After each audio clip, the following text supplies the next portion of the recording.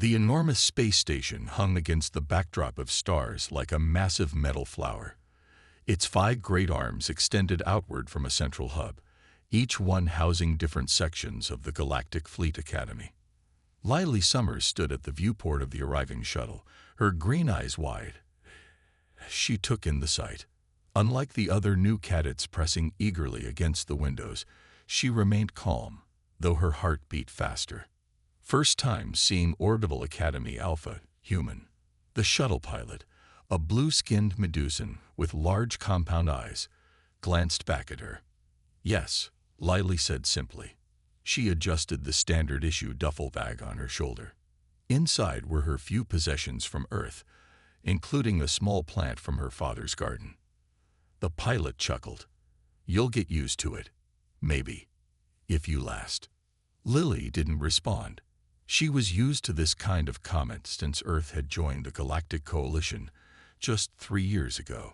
Humans were newcomers, and worse, they came from what the aliens classified as a death world, a planet with high gravity, dangerous atmospheric composition, and aggressive flora and fauna. To most species in the Coalition, humans were primitive curiosities who had somehow survived on a planet that should have killed them. The shuttle docked with a gentle bump. Doors slid open, and cadets from 15 different species filed out into the reception area. Lily moved with the crowd, noting how many of them gave her extra space, as if she might attack without warning. Welcome, new cadets. A tall, slender alien with pale purple skin and no visible nose stood on a platform. I am Administrator Kell. You are now part of the most elite training program in the galaxy. Lily listened carefully as the administrator explained basic procedures and assigned living quarters. When her name was called, several nearby aliens whispered and pointed. Summers, Lily. Earth. Section C, Room 413. Paired with Vexoren Matol. A 4-armed cadet with iridescent scales raised one of her upper limbs. That's me, she said in a musical voice. Lily nodded and followed her new roommate through the twisting corridors of Section C. The artificial gravity felt strange, slightly lighter than Earth normal. She found herself bouncing slightly with each step. I've never met a human before, Vexora said as they walked. You can call me Vex. Everyone does. Nice to meet you, Vex. Is it true humans can break bones with their bare hands? Lily sighed. Under certain circumstances, yes. Vex's eyes widened, all 3 of them blinking in sequence. Fascinating. Your species evolved on a death world. That must be why you look so dense. Their room was small but efficiently designed, with 2 sleeping platforms, study stations, and a shared hygiene unit. Lily placed her bag on the platform designated for her and sat down. The welcome ceremony is in 2 hours, Vex said, arranging her belongings with all 4 arms moving independently. Fleet Admiral Zoran will speak. He's very impressive. Looking forward to it, Lily said politely. 2 hours later, all new cadets gathered in the central auditorium. Species from across the Coalition sat or stood according to their physiological needs.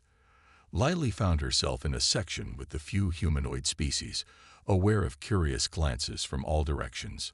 Fleet Admiral Zoran was massive, standing over 7 feet tall with broad shoulders and gray-blue skin covered in natural armor plates.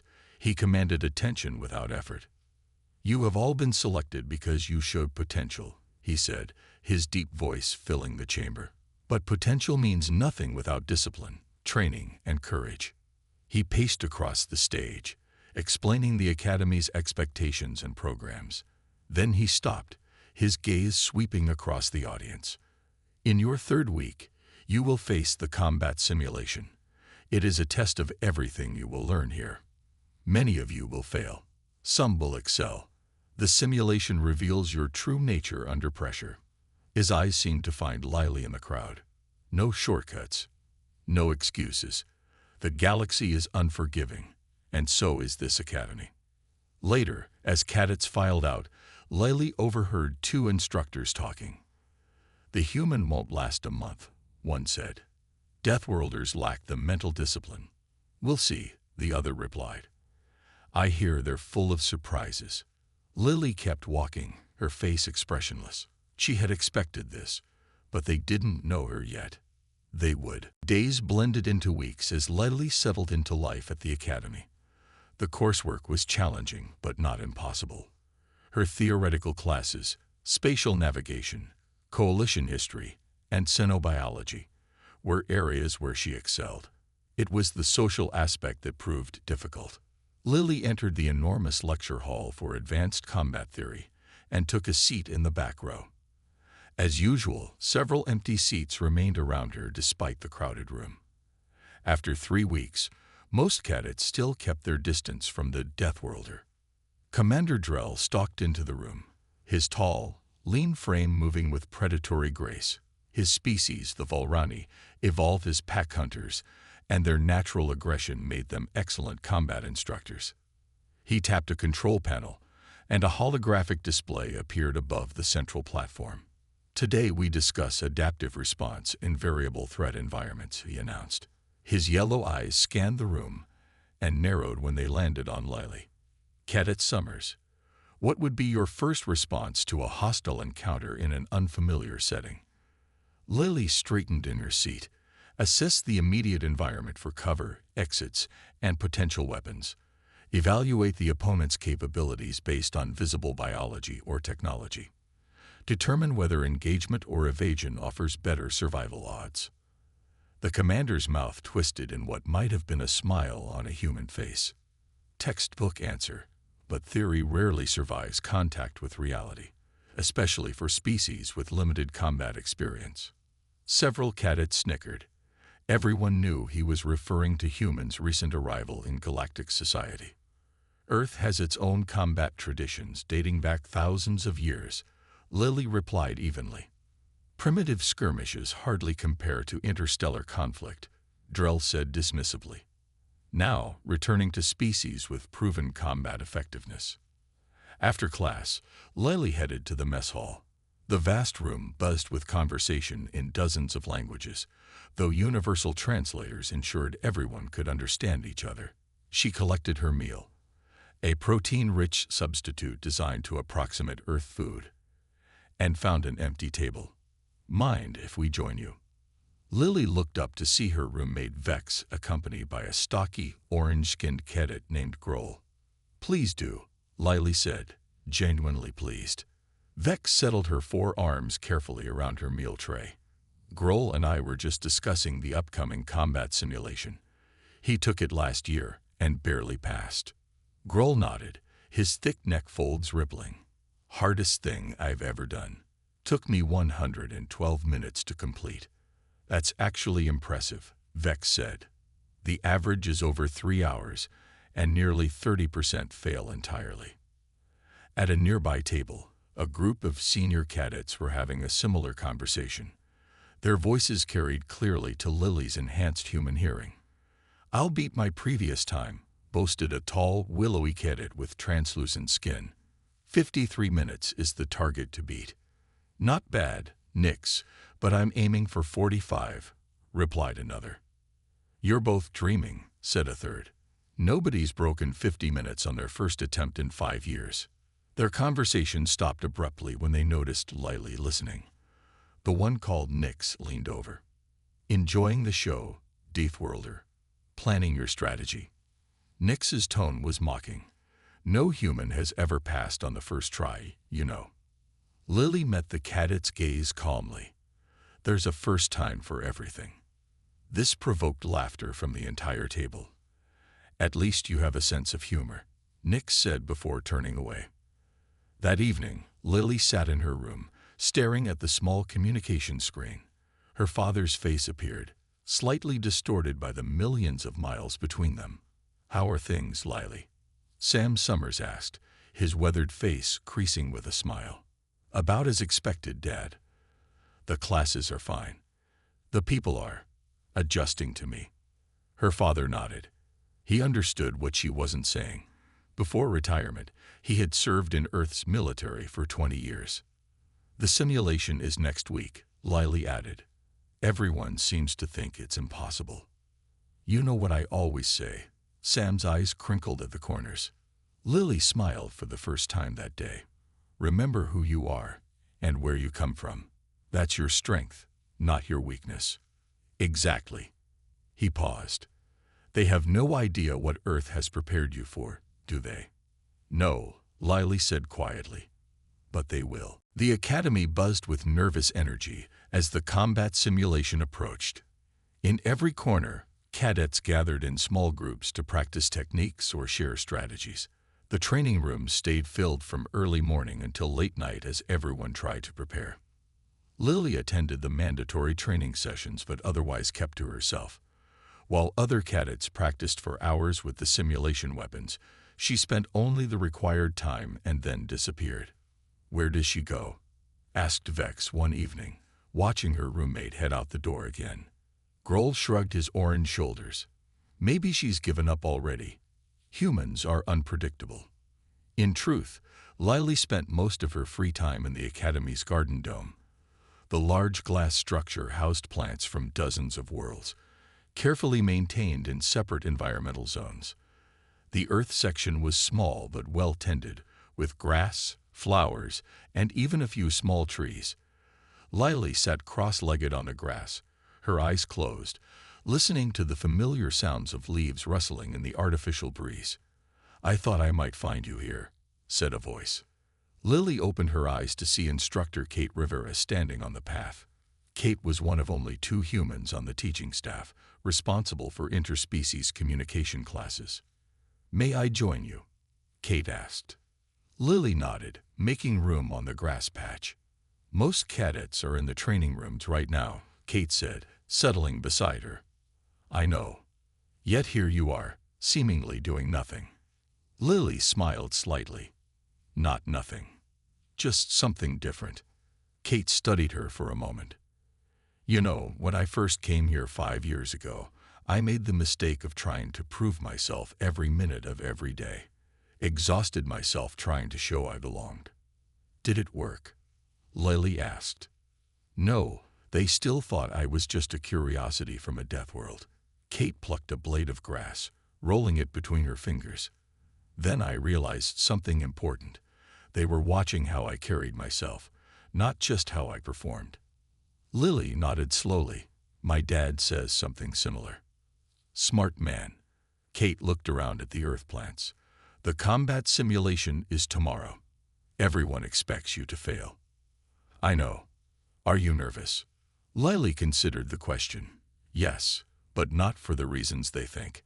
Kate smiled knowingly. "Earth prepared you in ways they'll never understand, didn't it?" Instead of answering directly, Lily asked, "Have you done the simulation?" "Every instructor has.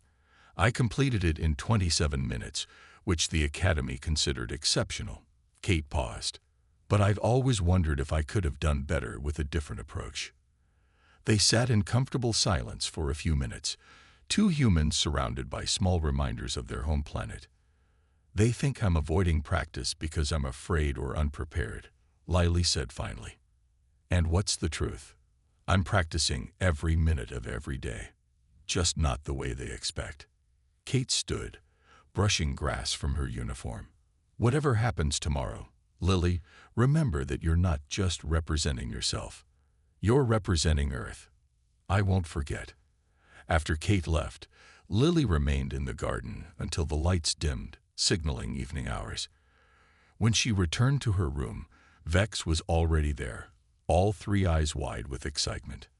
"Where have you been?" "I've been looking everywhere. Have you heard the latest updates about the simulation?" "What updates?" Lily asked, sitting on her sleeping platform. "They've made it harder this year." Vex's 4 arms gestured animatedly. "Senior cadets are saying the defensive systems have been upgraded. Some are predicting no first years will pass at all." Lily removed her boots calmly. "That's interesting." Vex stared at her in disbelief. "Interesting. That's all you have to say. Aren't you worried?" "Worrying doesn't help. Preparation does. But you hardly practice at all. I never see you in the training rooms with the others." Lily lay back on her platform and stared at the ceiling. Everyone prepares differently. Vex. Well, I've been practicing 6 hours a day, and I'm still terrified. Vex admitted, settling onto her own sleeping surface. You'll do fine, Lily said. How can you be so calm about this? Even the most experienced species are nervous. Lily turned to look at her roommate, a small smile on her face. Because some problems don't need the solutions everyone expects. Vex made a confused trilling sound. You humans are so strange. Yes, Lily agreed, closing her eyes. We are. The night before the combat simulation, the academy seemed to vibrate with nervous energy. Curfew had been extended to allow cadets extra preparation time, and most took full advantage of it. Training rooms remained packed, and study groups huddled in every corner of the common areas. Lily sat alone in the recreation area, a space designed to accommodate the leisure needs of dozens of different species. Some cadets used the physical exercise equipment, while others engaged in strategy games or socialized in groups. Lily had found a quiet corner where she sat cross-legged on a cushioned bench, reading an actual paper book, a rarity in the digital age. Is that real paper? Asked a passing cadet with feathered arms. Lily nodded without looking up. From Earth. It's called The Art of War by Sun Tzu.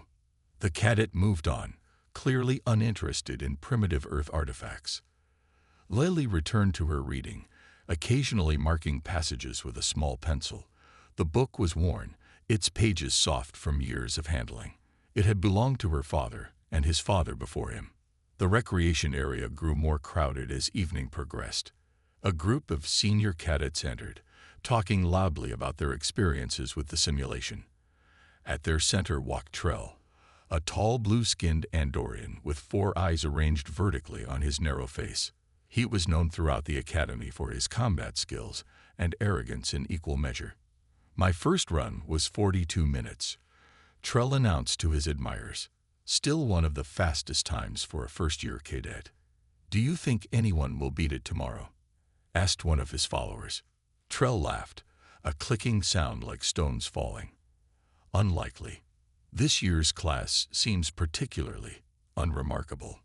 His gaze swept the room and landed on Lily in her corner. He stared at her for a long moment, then walked directly to her bench, his followers trailing behind.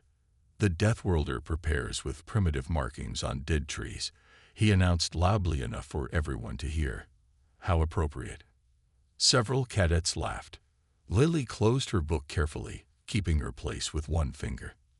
Good evening, Cadet Trell, she said politely. Are you ready for tomorrow's humiliation, human? Trell asked. I hear Earth has yet to produce a cadet who passed the simulation on first attempt. There's always a first time, Lily replied. Trell's 4 eyes blinked in sequence. Such confidence. Perhaps you'd like to share your strategy with everyone. We're all curious how a Deathworlder plans to approach a challenge that stumps even evolved species. The recreation area had grown quiet, with cadets from all directions turning to watch the confrontation. Even those who normally avoided Lily seemed interested in her response.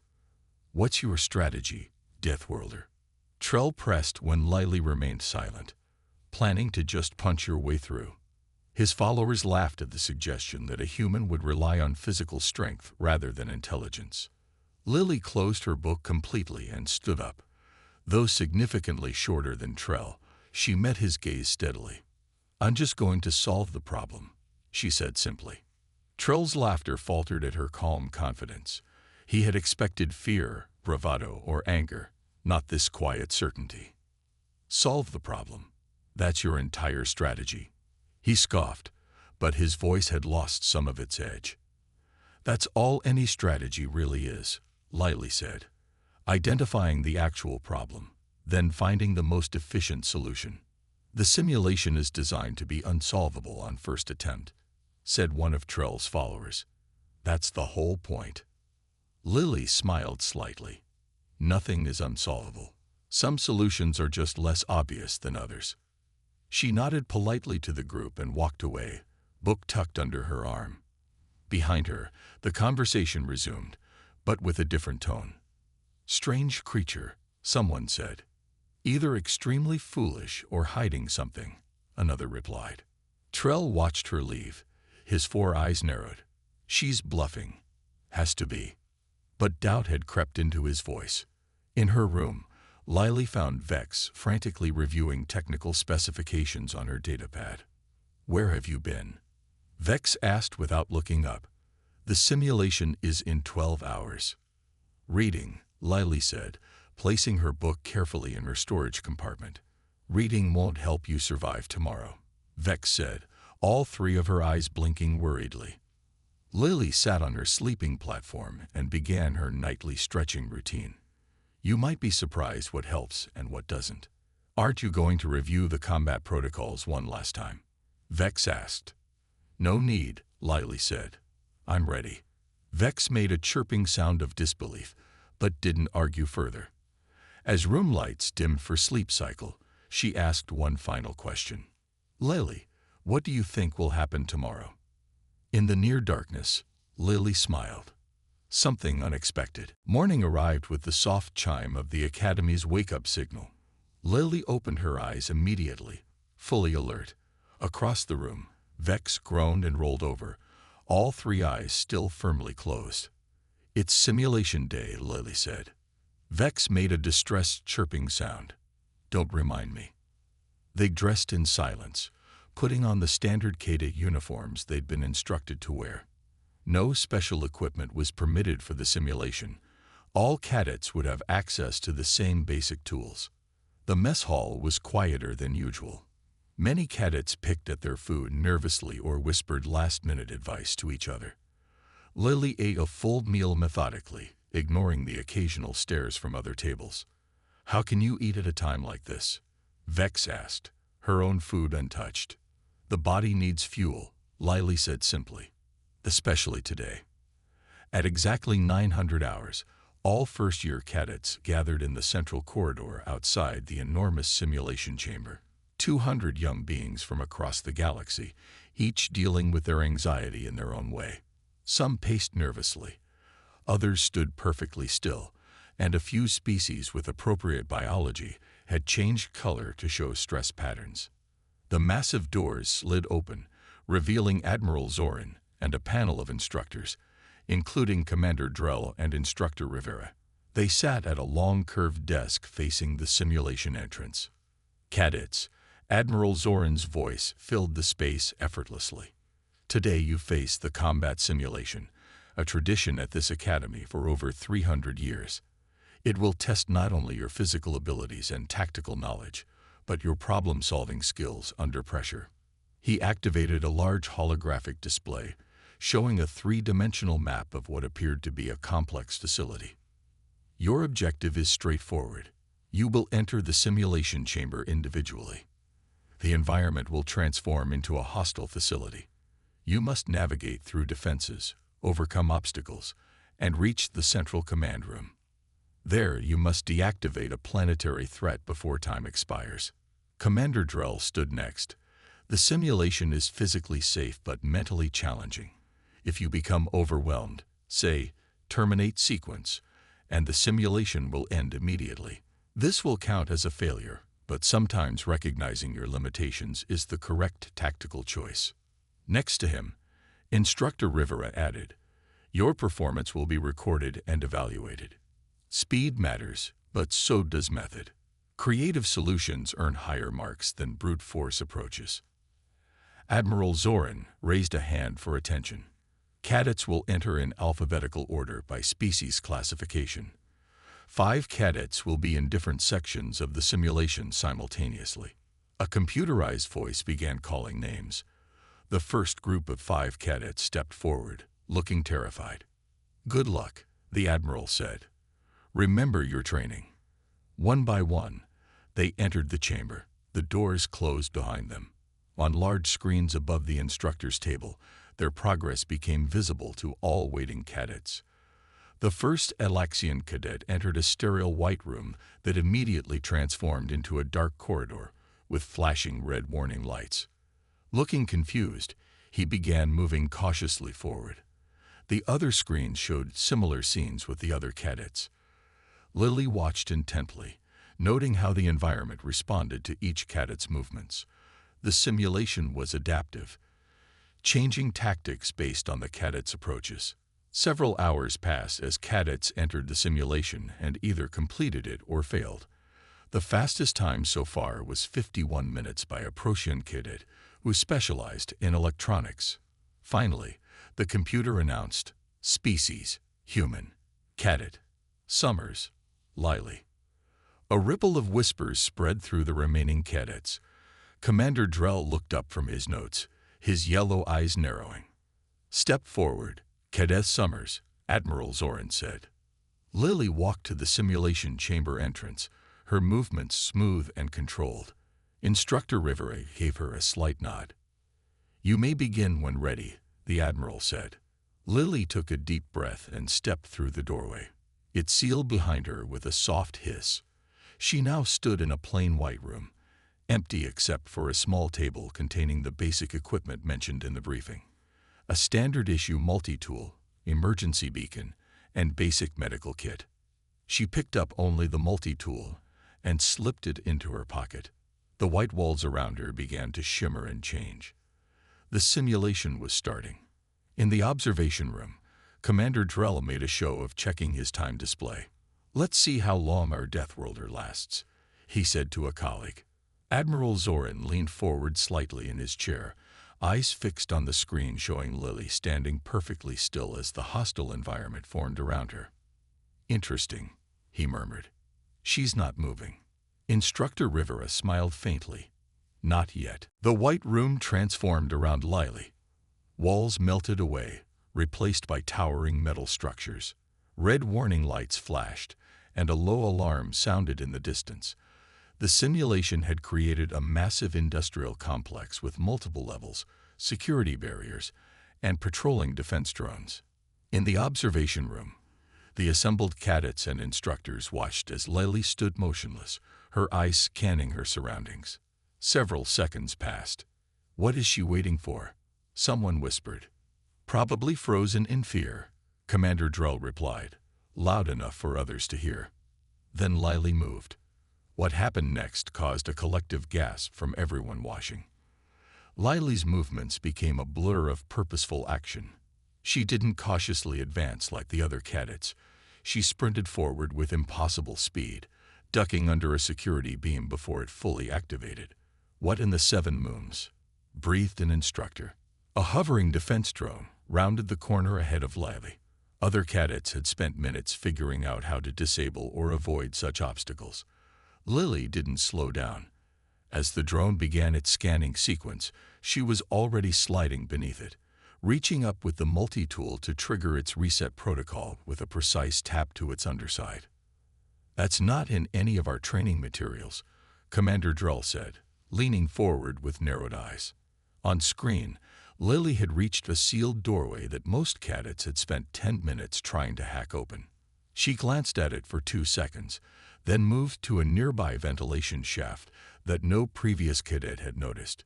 Using the multi-tool, she removed the cover and disappeared inside. "The ventilation system is mapped as impassable," exclaimed a technical instructor. "The simulation has random energy surges programmed throughout those pathways." Yet Lily moved through the narrow passages with uncanny timing, pausing briefly before each junction just as energy surges passed. It was as if she could sense the pattern. "She's predicting the energy pulses," Instructor Rivera said quietly. "Look at the timing." Lily emerged from the ventilation system on the far side of a massive room that other cadets had navigated carefully for nearly 15 minutes. She had bypassed it in seconds. The simulation's central command room was still 2 security zones away.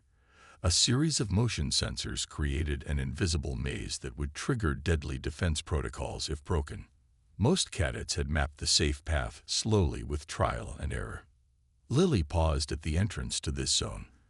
For 3 seconds, she stood completely still, her eyes moving rapidly, as if seeing something others couldn't. Then she moved again, her path through the sensor field following no obvious pattern yet somehow avoiding every trigger point. "That's impossible," whispered Commander Drell. "No one can see the sensor boundaries." "She's not seeing them," Admiral Zoran said thoughtfully. She's calculating their positions based on the emitter placements. But there are over 200 sensors with overlapping fields. Indeed, the Admiral replied. Lily reached the final security door, the one that had required most cadets several minutes of careful decoding. She pulled out her multi-tool and applied it to a maintenance panel 3 feet away from the main control, a panel no other cadet had noticed. With 2 quick adjustments, the door slid open. The central command room contained a complex controlled station with a planetary defense system in critical overload. A holographic display showed a countdown timer and multiple fail-safe protocols requiring specific override sequences. Other cadets had needed 10 minutes or more to work through the shutdown procedure. Lily glanced at the control panel for exactly 5 seconds. Then her fingers flew across the interface in a precise sequence that didn't match any of the standard protocols taught in classes. The countdown froze. The red warning lights turned green. The simulation's background alarms fell silent. In the observation room, the automated timer displayed Lily's total time. 13 seconds. Absolute silence fell over the room. Instructors stared at the display in disbelief. Cadets looked at each other in confusion. Commander Drell's mouth opened and closed without words. Admiral Zoran was the first to recover. "Verify timing and completion," he ordered. A computerized voice responded. "Verification complete. Cadet Summers, Lily. Human. Simulation completed in 13.4 seconds. All objectives achieved. No protocols violated." The simulation room door slid open. Lily stepped out, her uniform still perfectly neat, not even breathing hard. She stood at attention before the panel of instructors. "Simulation completed, sir," she said formally to Admiral Zoran. The Admiral stared at her for a long moment. "So I see, Cadet Summers," he finally replied. "So I see." Chaos erupted in the observation room. Cadets broke into excited chatter while instructors huddled in urgent discussion. Lily stood calmly at attention, ignoring the commotion around her. "Impossible." Commander Drell's voice rose above the noise. "There must be a malfunction in the simulation. Run a diagnostic," ordered Admiral Zoran, his voice cutting through the disorder. "Review the recording immediately." Instructor Rivera approached Lily, while the technical staff rushed to check the systems. "You're dismissed for now, Cadet Summers. Return to your quarters and await further instructions." Lily nodded and turned to leave. As she walked through the crowd of remaining cadets, they parted before her like water. Some stared in awe, others in suspicion. Nobody spoke to her. In the corridor outside, Vex was waiting, all 3 eyes wide. "Lily, is it true?" 13 seconds. 13.4, Lily corrected mildly. "But how?" "That's..." Vex's 4 arms gestured wildly, unable to find words. "Just problem-solving," Lily said. She continued walking toward their quarters, Vex scurrying alongside her. "The sim must have malfunctioned," Vex said. "They're saying no one could possibly." "It didn't malfunction," Lily interrupted quietly. Back in the observation room, technical experts were reviewing the simulation data with the instructors. "All systems function normally," reported the lead technician, a Valerian with specialized neural implants for technical analysis. The simulation presented standard difficulty parameters. No glitches detected. "Then how did she do it?" demanded Commander Drell. 13 seconds is physically impossible. Apparently not for a human from Earth, Admiral Zoran said thoughtfully. "She must have cheated somehow," Drell insisted. "Hacked the system or planted a bypass program." "The security logs show no tampering," the technician replied. "And the cadet had no access to the simulation programming." "Let's review the recording again," Admiral Zoran said, frame by frame. The screens replayed Lily's performance in slow motion. Every instructor leaned forward, studying her movements with intense focus. "Look at her eyes," Instructor Rivera pointed out. "See how they move before each obstacle. She's not reacting. She's anticipating." "Pattern recognition," Admiral Zoran murmured. Extraordinary pattern recognition.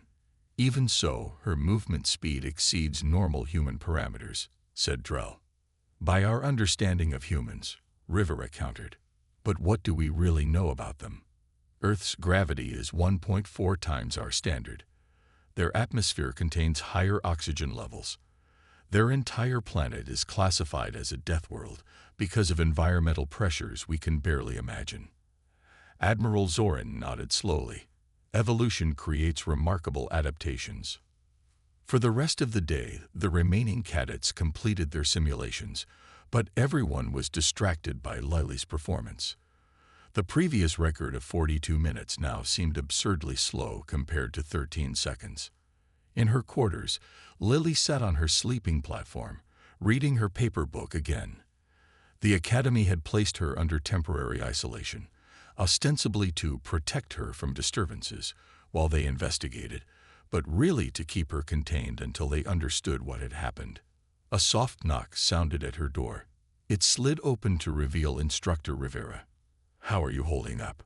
she asked, stepping inside. "Fine," Lily replied, closing her book. "Have they decided I cheated yet?" Rivera smiled slightly. "They're still trying to figure out how you could have cheated. So far, they found nothing." "Because I didn't." "I know." Rivera sat beside her. "But you have to understand, what you did today challenges everything they think they know about humans." Lily was quiet for a moment. "That was kind of the point." "Tell me how you did it," Rivera said. "Not for them. For me. Human to human." Lily considered the request. "From the moment I stepped in, I observed the patterns in the defensive systems. The timing of the energy surges, the positioning of the sensors, the response algorithms of the drones. They all followed patterns, complex ones, but still patterns. And you calculated all that in seconds." "I didn't calculate. I saw." Lily tapped her temple. "Earth trained our brains differently. Constant threat assessment, immediate pattern recognition, split-second decision-making. On a death world, those who can't do that don't survive to pass on their genes." Rivera nodded slowly. "And the Coalition thought humans were primitive. They confused technology level with evolutionary development," Lily said. "A common mistake." "Well," Rivera stood up, "you've certainly made an impression. The Academy will never be the same after today." As she reached the door, she turned back with a smile. "By the way, news of your performance has already reached Earth's ambassador. Apparently, he's quite interested in meeting the cadet who completed the infamous simulation in 13 seconds. After Rivera left, Lily returned to her book, but her mind was elsewhere. She hadn't expected quite this much attention. She had simply solved the problem in front of her, the way humans always had, by seeing patterns others missed and adapting faster than anyone thought possible. Tomorrow would bring new challenges, but for now, 13.4 seconds had changed everything. 2 weeks after the simulation, life at the Academy had changed dramatically. Cadets who once avoided Lily now watched her with fascination. Instructors who had dismissed humans as primitive now studied Earth's history with renewed interest. And throughout the Coalition, news had spread of the Deathworlder who completed the impossible simulation in 13 seconds. Lily sat in Admiral Zorin's office, back straight, hands folded in her lap. The large circular room housed several important-looking visitors, including Admiral Zorin himself, Commander Drell, Instructor Rivera, and 3 officials Lily didn't recognize. "Cadet Summers," Admiral Zorin began, his deep voice formal, "you've been summoned here today because your performance has forced us to reconsider many assumptions about humans and Earth." One of the visitors stepped forward, a tall, dignified human man with silver hair and the insignia of Earth's diplomatic corps on his uniform. "Cadet Summers, I'm Ambassador Alan Porter, Earth's representative to the Coalition Council," he said with a slight smile. "Your performance has caused quite a stir." Lily stood and saluted. "Sir." "At ease," Porter said.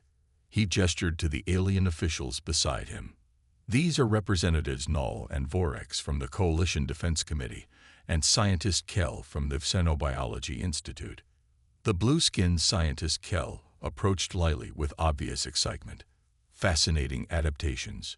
We've completely misunderstood human capabilities. Your species evolved on a high-gravity world with multiple apex predators, toxic flora, extreme weather patterns, and constant environmental threats. Such pressures created remarkable neurological development. Commander Drell, standing near the window, made a sharp sound. With respect, physical advantages don't explain everything we witnessed. The pattern recognition, the predictive responses. Exactly right, Commander, Porter interrupted smoothly. Humans don't just have physical adaptations. Our brains developed differently. Threat assessment, split-second decision-making, finding patterns in chaos. These are survival traits on Earth. Admiral Zoran nodded thoughtfully. Your performance wasn't just impressive, Cadet Summers. It was revelatory. Representative Vorex, a tall insectoid being with iridescent eyes, clicked her mandibles. The Defense Committee has authorized an immediate review of human integration into coalition operations. We believe your species has untapped potential. In simple terms, Ambassador Porter said, looking at Lily, your 13 seconds has changed everything. The coalition now sees Earth not as a primitive newcomer, but as a valuable partner with unique capabilities. Lily absorbed this information silently. This was bigger than her personal achievement. This was about Earth's place in the galaxy. There will be changes at the Academy. Admiral Zoran continued. New courses on human physiology and psychology, exchange programs with Earth's military academies, and a complete redesign of the combat simulation to better test the full range of species capabilities. As the meeting concluded, Commander Drell approached Lily. The Volrani instructor towered over her, yellow eyes unreadable. Cadet Summers, he said stiffly, I may have underestimated humans. Lily met his gaze. A common mistake, sir. His mouth twitched in what might have been a smile. Indeed, it seems we have much to learn from each other. He gave her a formal nod of respect before turning away. Walking back to her quarters, Lily noticed new announcements on the Academy's information screens. Introduction to Human Combat Techniques and Understanding Deathworld Adaptations, courses that hadn't existed 2 weeks ago. Cadets from various species nodded respectfully as she passed. Even Trell, the Andorian who had mocked her before the simulation, gave her a solemn salute. In her room, a message waited on her communication screen. It was from her father. Lily, news of what you did reach Earth today. I'm not surprised. I always knew what you were capable of. They're starting to see what I've always known. You're not just surviving out there. You're showing them how to thrive. The Coalition is about to discover what it really means to have humans as partners. And it all started with 13 seconds. Proud of you, kid. Dad. Lily smiled as she closed the message. Tomorrow she would begin teaching a small group of interested cadets some basic human combat techniques. Next month, 3 more human cadets would arrive from Earth. And next year, the Academy planned to triple its human enrollment. 13 seconds had indeed changed everything. The galaxy now looked at humans, at Earth, with new eyes. They had called Earth a death world, as if that were a disadvantage. They hadn't understood that surviving on a death world created strengths no peaceful planet could imagine. Lily picked up her worn copy of The Art of War and found the passage she marked weeks ago. To know your enemy, you must become their friend.